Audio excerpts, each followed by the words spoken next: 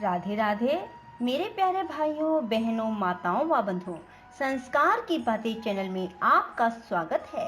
बंधुओं, आज मैं आपको बहुला चौथ व्रत की कथा सुनाने जा रही हूँ। बंधुओं, बहुला चौथ का व्रत भाद्रपद के कृष्ण पक्ष की चतुर्थी को किया जाता है।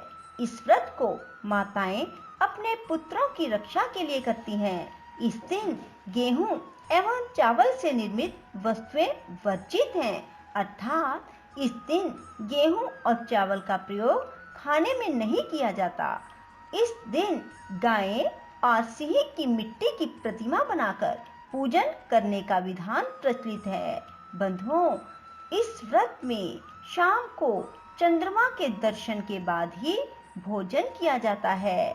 बंधुओं, श्री कृष्ण ने ही गाय को सबसे अधिक प्रेम किया, वह गोविंद कहलाए।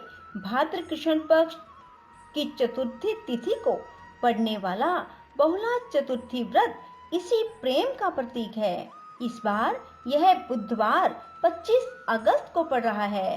श्री कृष्ण ने चतुर्थी के माध्यम से गाय के महत्व के साथ साथ माँ और संतान के प्रेम के महत्व को भी दर्शाया है। बंधुओं, यदि आपने हमारे YouTube चैनल संस्कार की बातें अब तक सब्सक्राइब नहीं किया तो जरूर करें और बेल आइकन दबाना ना भूलें। बंधुओं, बहुला चौथ के दिन गाय और बछड़े की पूजा की जाती है। कथा के अनुसार भगवान विष्णु कृष्ण अवतार में धरती पर नंद बाबा के यहाँ अवतरित हुए तो उनकी लीला में शामिल होने के लिए स्वर्ग के देवी देवताओं ने गोप गोपियों का रूप धारण किया और गोकुल में पहुंच गए।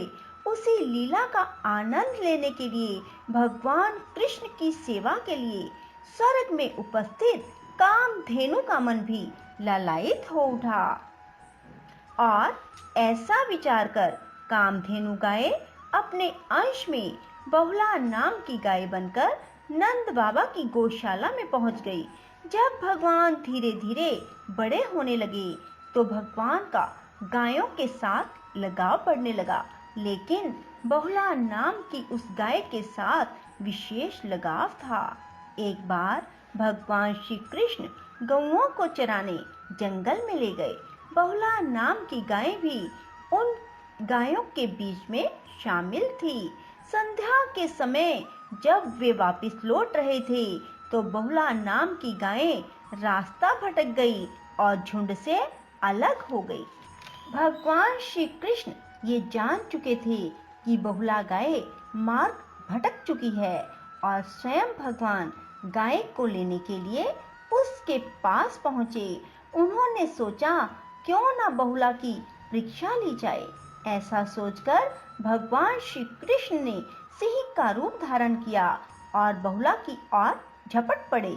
ऐसे में बहुला सिंह को देखकर बोली, हे वनराज, अपने बछड़े को मैं दूध पिलाकर आपका आहार बनने के लिए वापस आ जाऊंगी। बहुला ने सिंह को यह विश्वास दिलाने के लिए सत्य व धर्म की शपथ ली। फिर बहुला अपने बछड़े को दूध पिलाकर सिंह के सामने वापस आई तो उनके धर्म और सत्य को देखकर कृष्ण भगवान वास्तविक रूप में प्रकट हुए और कहा कि जो मनुष्य भी और कहा कि भाद्रपद कृष्ण चतुर्थी के दिन तुम्हारी पूजा होगी। बंधुओं, इस तरह से भाद्रपद कृष्ण पक्ष की चतुर्थी को बहुला नाम की गाय के नाम से व्रत किया जाने लगा। इस व्रत में गाय का दूध और उससे बने खाद्य पदार्थ नहीं खाने चाहिए। बंधुओं, गाय को महाभारत के अश्वमेधिक पर्व में सर्वदेव में कहा गया है, अर्थात जिसमें सभी देवों का वास है।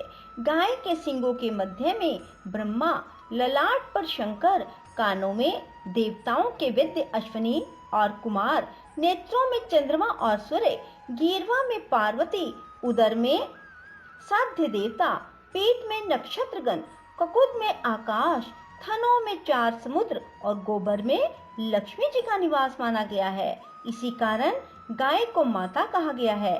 यह व्रत 5, 10 या 16 वर्ष तक करने के बाद ही उद्यापन करना चाहिए। इस व्रत से संतान के रास्ते में आ रही विघ्न बाधाएं शांत होती हैं। वे लोग जिनकी संतान पर शनि की 7.5 और शनि की ढैया चल रही है, उन्हें यह व्रत स्वयं रखना चाहिए।